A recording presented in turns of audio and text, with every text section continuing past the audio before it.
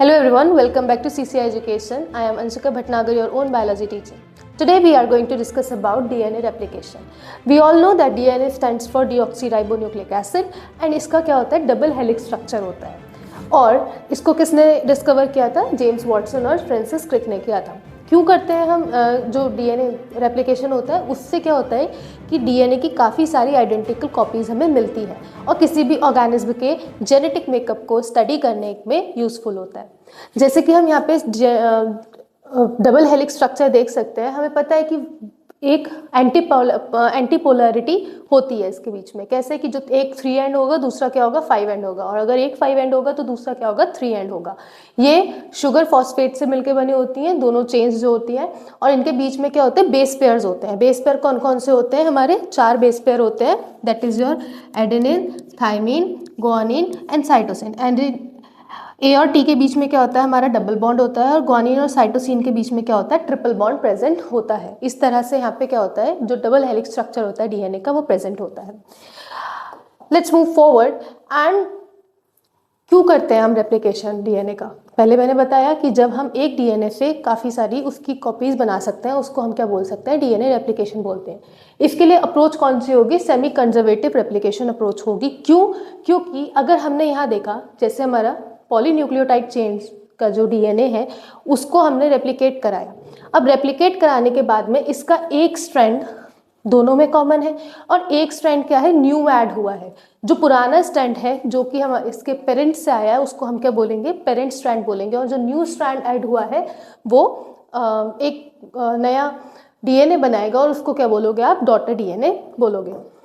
ये बनते कैसे हैं? पहली बात तो ये इसका जो रेप्लिकेशन होता है उसमें 4 तरह के एंजाइम्स होते हैं इंक्लूडेड। ठीक है, कितने तरह के एंजाइम्स होते हैं? 4 तरह के एंजाइम इंक्लूडेड होते हैं। पहला होता है हेलिकेज, दूसरा होता है DNA polymerase, third one is primase and last one is ligase. देखो, जो हेलिकेज का वर्क होता है वो अनजिपिंग का वर्क होता है, कट करने का वर्क होता है। ठीक है, हेलिकेज का वर्क क्या होता है, अनजिपिंग करने का वर्क होता है। जैसे कि अगर हम यहाँ पे डीएनए देखें, अगर यहाँ पे इसके जो पेयर्स प्रेजेंट है, नाइट्रोजनस जो हमारे बेस पेयर प्रेजेंट है उसका क्या होगा, कट करोगे तभी तो वो अनवाइंड होगा, वो एक वाइट कलर का क्या बना लेगा, स्ट्रक्चर बना लेगा। जैसे अगर ये सोचो कि हमने 2 स्ट्रैंड अलग कर दिए और उसके बाद उसे अगर हम ओपन कर रहे हैं तो क्या बनेगा, एक वाइट कलर का वाइट फॉग बनेगा। ठीक है, अब ये होता है अनजिपिंग। अनजिपिंग कहाँ होती है, ये ध्यान रखिएगा कि ए और टी के बीच में होती है, एडेनिन और थाइमिन के बीच में होती है। क्यों? क्योंकि इसके अंदर जो पेयर है, हाइड्रोजन बॉन्ड प्रेजेंट है, वो सिर्फ 2 प्रेजेंट है। ठीक है, और बाकी 2 गुआनिन और साइटोसिन है उसमें 3 प्रेजेंट है। तो इट इज़ कॉमन सेंस कि किसमें ज़्यादा एनर्जी जाएगी ब्रेक डाउन करने में, उसको गुआनिन और साइटोसिन के बीच में ज़्यादा एनर्जी जाएगी, इसलिए वो क्या करते हैं, एडेनिन और थाइमिन को कट करने का वर्क करता है हेलिकेज एंजाइम। एक बार में वो पूरा कट नहीं करेगा, थोड़ा थोड़ा कट करता रहेगा, और यहाँ से क्या होगा, आगे का प्रोसेस जो है रेप्लिकेशन का वो शुरू होता रहेगा। आगे कट करेगा, उसका प्रोसेस स्टार्ट होता रहेगा। फिर आगे आता है आपका डीएनए पॉलीमरेज। ये क्या है, बिल्डर का वर्क करता है। क्या करता है, बिल्डर का वर्क करता है। मीन्स ये नया स्ट्रैंड बनाने का वर्क करेगा। ठीक है, प्राइमेज क्या करेगा, आरएनए प्राइमेज क्या करेगा, आप इसको डायरेक्शन दिखाएगा। डीएनए पॉलीमरेज क्या करेगा, वो एक ही स्ट्रैंड पे वर्क करेगा पहली बात, और एक ही एंड पे वर्क करेगा। तो उसको पता कैसे चलेगा कि कौन सा एंड पे वर्क करना है, that will guided by RNA polymerase. Last one is ligase. Ligase का वर्क क्या होता है, ग्लू मतलब जोड़ने का वर्क होता है। अब खुद सोचो कि एक पेयर तो बन रहा है पर उसको जोड़ने का भी तो वर्क करेगा कोई, तो वो कौन वर्क करता है, लाइगेज वर्क करता है। मूविंग फॉरवर्ड, अब let us understand how it works. पहली बात, अगर जैसे अनजिपिंग हुई है किसकी, जो डीएनए है उसकी क्या हो रही है, अनजिपिंग हो रही है। अब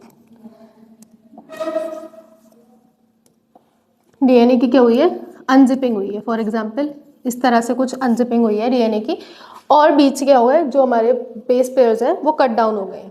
जो हमने देखा कि सेकंड जो वर्क करेगा वो क्या करेगा, डीएनए पॉलीमरेज जो बिल्डर का वर्क करेगा।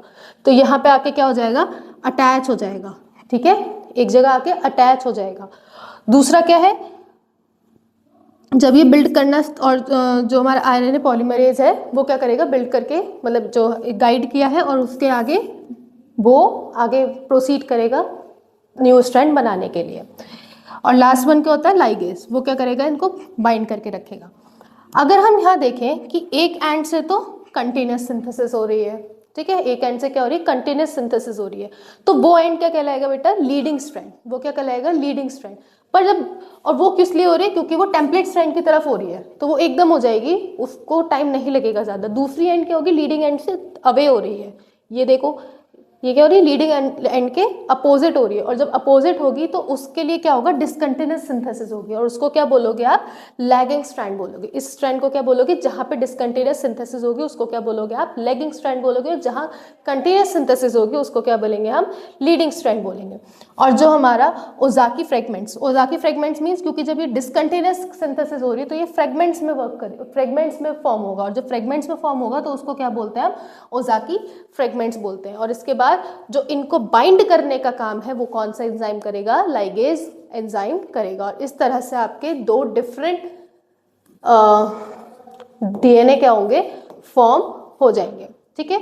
इस तरह से डीएनए रेप्लिकेशन क्या होता है और this is how it takes place. तो I hope this session is fruitful to you all, thank you.